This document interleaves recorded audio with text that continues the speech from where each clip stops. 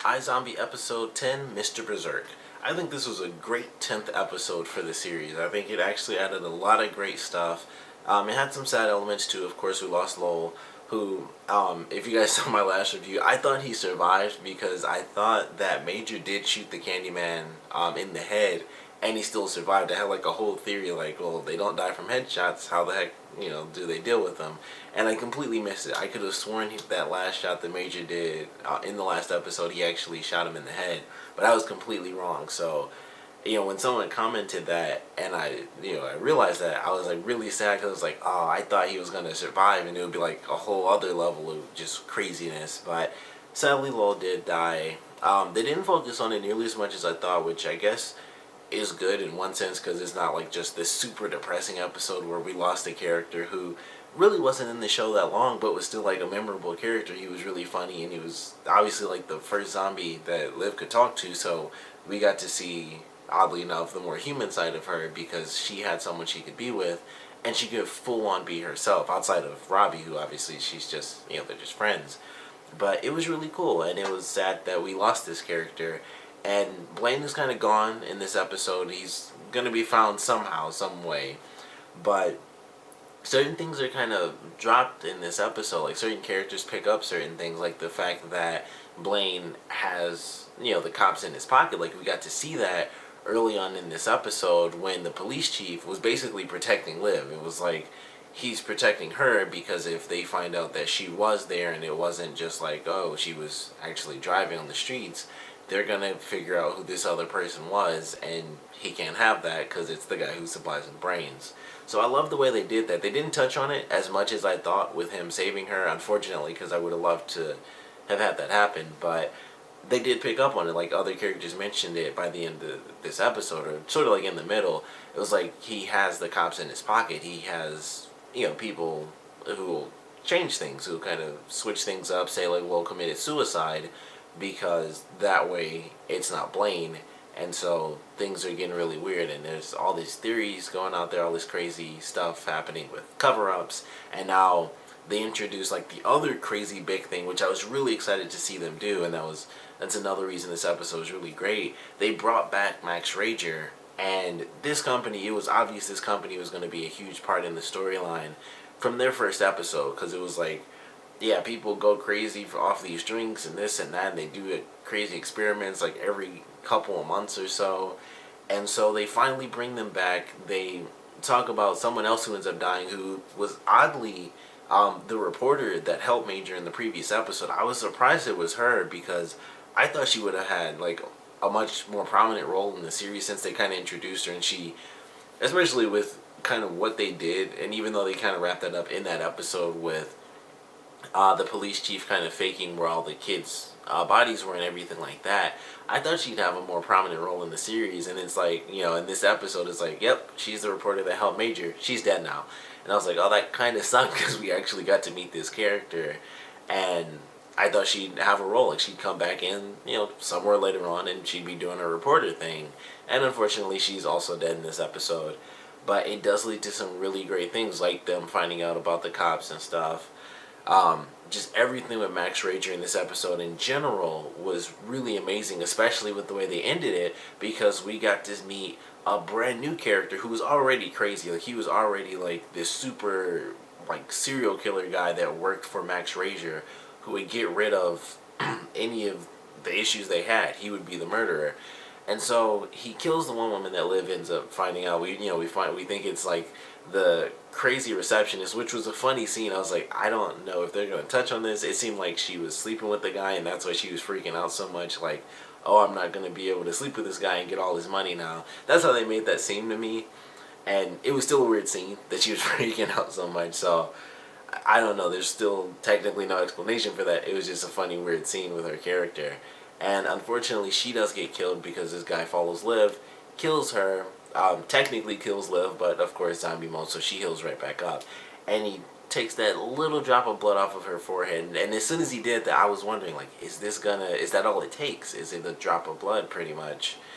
and she goes full zombie mode on him and just hits him in the head with a brick. I was incredibly surprised he didn't die from that, and then I thought he was like dead when he got chopped up. I was like, oh, it'll be cool to see him come back. And then she turned the boat and he was like, oh, and he got chopped up, and I was like, oh well, he's not gonna be in the series, but he did make it. And something my girlfriend mentioned when we were watching it, like at the end, it didn't seem like there would be any way for him to technically be alive, since there was all that blood after he got hit by the boat, which is true, because like I said, it's when I first saw that I was like, oh, I guess it won't matter because he just got chopped up by this boat. Like I thought that's what happened too. And even if it was on his head, he like screamed and stuff, and then like she mentioned, there was a ton of blood, so it was kind of like crazy unrealistic, because it was his brain. If it was like another part and he healed up, that would be a bit different. But it was like a ton of blood. Like when we were watching it, and she mentioned that, I was like, well, maybe his arm's chopped off. That's what I thought it was going to be, is that all that blood was from, like, he got cut a little bit in the face, but, like, his whole arm would be chopped off, or, like, a hand, which still wouldn't be that much blood, but the arm would. And it was like, no, it was just his face was, like, scratched up. I'm like, well, there was a ton of blood just for him to have some face scratches, and, you can't really argue that they didn't go deep enough. Like, so it was just kind of funny that there was all that blood, and then it was like, he came back with just scratches on his face. But even without that nitpicking crap, we have a new zombie, and not only do we have a new zombie, but he is instantly a villain, and a strong villain too, because who knows, with his connection to Max Rager, they might become even more prominent in the series. And even if they don't, which I feel like they kind of have to, because he was the killer for Max Rager. Even if he doesn't, if they don't come in a lot more in the series because of him, he's going to be in the series in general, and he's going to be a zombie now, and odds are he's going to somehow meet Blaine, because he's probably just going to be murdering a bunch of people and eating their brains, and he might be able to calculate it enough. He might even know. I mean, they know what happens on the boats and things like that. We get to hear Liv talk about the boat party and everything like that, and Clive finds out about it, and that was one of the big events, like the MR this, MR that, and that was one of the things. It was actually the lake, and they're basically just doing these experiments. We still don't find out why. We do get to meet the boss, though. At least, I don't know if he's the boss, like, of the entire thing, but at least for the region or whatever, he's one of the big people in the company. So we get to see him and stuff, and it's just like a quick little scene. But we get to see the face of the company. We get, like, basically their hired gun, their hired assassin, who kills one woman, tries to kill Liv. He gets killed off. He turns into a zombie. So now we have, like, a crazy person who's already a great killer, and now he's a zombie who has super strength and needs to eat a bunch of brains. So that's going to be crazy to watch. I do have to assume, with him being a villain, I'd love to see it if he was separate from Blaine, just because that would force them to do it, where it's like it's Blaine is his own thing, and then we have this killer, and then it's just, the killer and Max Rager, and then Blaine and his thing, and then eventually they merge. But for now, it's like they're still two separate, like villains in the series. So I would love that to happen for quite a while. I think I'd like to keep that for like at least this entire season and like this half of the second season. And actually, we only have 3 episodes left, which really sucks. That surprised me, but I guess it is the first season, so 13 episodes makes sense. But I thought it was great. It was cool. We're gonna have a new villain, possibly more Max Rager because of this villain. We got to see sort of the tie-ins, like them finding out the stuff about Blaine having the cops in his pocket. The stuff with Major was definitely amazing in this episode. I really loved that. I was very surprised the route that they were taking with his character, because I think a lot of people mentioned this, and I saw like a couple comments in some other videos where people did mention they thought he might become like the zombie fighting person, because he always gets beat up. He's getting closer and closer to it, and technically he still might. And this episode was kind of like the curveball, where it was like, I loved where they went with his character, where he really thought he was going crazy. They had a great scene for Ravi. Like, I love the scene where he was talking to Liv, and he was really concerned and really freaked out. Like, he thinks, like Major thinks he's insane because he shot a guy who's a zombie and he got up and walked away. So Clive thinks he's nuts. Every time he comes to us for help, we say like he's crazy. So of course he's gonna check himself in. And I just love that scene. It was like he cared so much, and it was like we have to tell him that he's not insane. And they both had great points. Like Liv had a good point where it's like, if this is what he's done so far, and he thought that the Candyman was killing kids, how far would he go if he found out they were eating kids? So I just thought it was great. I thought it was just an incredible scene for Robbie. It was probably my favorite scene in the entire series for Robbie, because it was just so dramatic. I mean, he's obviously the funny character, and I've loved a lot of his funny scenes. Even in this one, when Major first told him and he was like packing up, he was like, "Oh, you're leaving me," like, what's his name? That was a funny little scene. Like, they're just really buddy about it. But that was just a really great scene, and I love that. And it was like he couldn't really fight what she said. Like, he would go even crazier if he really knew. And by the end of this episode, he does find out. He meets someone else. I can't remember the exact name of it. I remember it ends with Grove. But he meets someone else in there after they have like the circle, and the guy, he mentions the color of the eyes, which Major, of course, didn't mention in the meeting. So he knows this guy is telling the truth. He at least knows he saw something. So he's going to get deeper and deeper. And that guy, I have to assume, isn't a zombie because he was really tan. So he was somewhere. I thought he was going to mention that he was definitely on the boat. That's what I thought he was about to say, is that he was on the lake and he was on the boat and when all that stuff went down. But he saw the zombies. And I still think that's what it was, because we haven't, like, even in this episode, they mentioned pretty much every other big moment where zombies basically existed. It was like the boat party. They mentioned like an 18-mile walk or something, and the woman, or it wasn't an 18-mile walk, it's an 18-wheeler, totally different. But they mentioned the walk where the woman or a guy drove like an 18-wheeler and killed a bunch of people. And then I believe there were two more, or maybe like it was one more, and the woman had killed someone. But they mentioned those moments, and so the only one that seems like it was really, really big, where there were a bunch of different zombies all over the place, would have to be Liv's event, which was on the boat party. So I think the guy's going to mention, like, this is exactly where I was, and that's what's going to lead Major to realize, like, this is what happened. Like, this is why Liv is so different, because he's going to get that info and he's going to connect it, like, Liv's a zombie. So if that happens, it would be interesting to see all this, kind of play out in the first season. But I would love it. I think it would be great. He said that he'd stay in there for a couple of weeks, which I'm sure he will now, because he's going to want to get as much info as he possibly can. So he'll probably do that. He'll probably even continue to visit that guy after he runs out of money, because he's going to want as many answers as possible.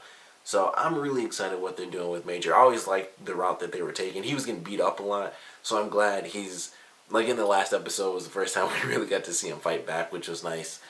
But the way they're doing it, he got an answer in this episode. So I can't wait to see where they take it for him, because I think that's going to be amazing. And then we're going to have to see what happens with Blaine. Like I said, this new zombie assassin now, that's going to be just insane. I don't know who he's going to end up working for. Is still Max Rager working for Blaine or what? But I'm excited to see how that stuff plays out. I really enjoyed it. The main case was definitely pretty good, because it led to so many different things, like them finding out about the cops. It kind of allowed them to go back and forth between the stuff, like the sad emotional stuff, and the case, because it allowed Liv to sort of put the sadness behind her, or at least put it off to the side for a little bit, and she dealt with it by the end. But I think they did do it really well, where it was paced throughout, and she's like, like anyone would, if you had the chance, you would try to push it off or kind of focus on anything outside of it. And it started off with her still having the brain from last week's episode, where she had the PTSD, and it wasn't just like, oh, she lost someone. It was the fact that she was there and she feels responsible. So there was a lot of great elements, and I like the way they paced it, where it kind of went like back and forth between her dealing with it and then kind of pushing it off, and then pushing it even further because she got the brain of an alcoholic and stuff like that. Which was another thing. Like, that was another element they added to the journalist character. And, that was after she died. It was like, oh, you never would have guessed that from that one episode she was in. So, I definitely love this episode. I think it was a great one. It had a lot of, a lot of great moments. I'm still curious as to how Clive is going to eventually find out about the zombies and how everything is going to take place. Because, of course, he was still trying to help Major. Once you find someone who's supposedly been shot 3 times, that's natural.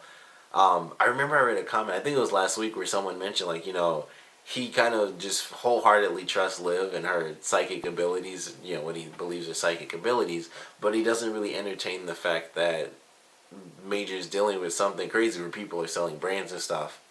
Excuse me. And that's true. It is kind of funny that he doesn't give it a shot, but I do feel like in the last episode he definitely did. Because as much as he was skeptical about it, like, brains and this and that, it's hard for anyone to argue with him after he went to this scene where it's like Major says he shot a guy 3 times, and it's like, here's some bullets, and yet there's not a single drop of blood. Like, even if someone cleaned up the blood, it's like there's gonna be something. Like, there would be something, and there was nothing. It was spotless, and it was just like a broken mirror and some shells. And it's hard to argue against Clive once you get to that point. Like, that was when he gave him his chance, and it was just like, well, there's a crack in the wall, a broken mirror, and shells, and not a big dude with 3 bullets in him.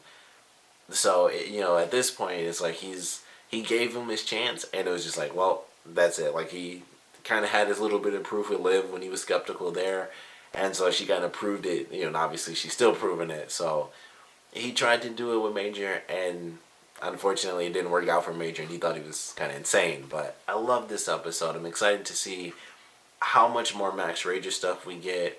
Ravi, we found out, is actually still feeding the little zombie rat. He said he fed him something. It was like his last dose of something with Max Rager. He basically made like little candies, I guess, for the zombie. So we'll see how that plays out and what happens to the zombie if he doesn't have anything to satiate him, which apparently the Max Rager does. So it would be interesting to see if other zombies can basically survive off of Max Rager, since that's what turns them into zombies to begin with. Whatever is chemically in that stuff that makes people zombies, it might actually keep them full instead of brains. Like, we might end up getting that little bit of info later on. But I definitely want to know what you guys thought about this episode, so please comment below. Let me know your favorite parts, least favorite parts.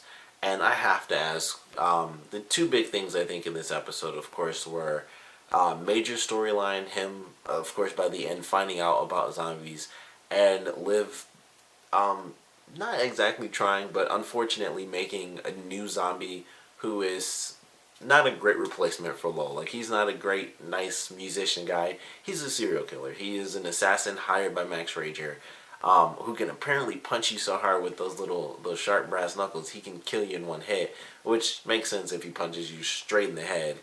So those 2 things, I want to know what you guys think. Like, Major's sort of storyline throughout this episode and how it ended with him getting that big reveal, like, zombie issues. And fortunately, because I thought he was going to be like, oh, this guy's crazy. And I was like, thank goodness he didn't do that, because I'd have been like, you went through all this crap and you shot a dude, but you think he's crazy just because he's in there. So I was really glad to see that happen, because I thought that they were going to have it where he was like, oh, he's just crazy, like, I'm in the nut house. And I thought that's what he was going to say, and I was like, oh, thank goodness, because his face looked like he believed him, and he just was kind of working through it. So I was definitely glad to see that too. But the other things, like I said, the crazy new zombie assassin, more Max Rager, collaboration with Blaine, which most likely can't be good for anybody, but I want to know what you guys thought about this one. So like I said, please comment below, let me know, and thanks for watching.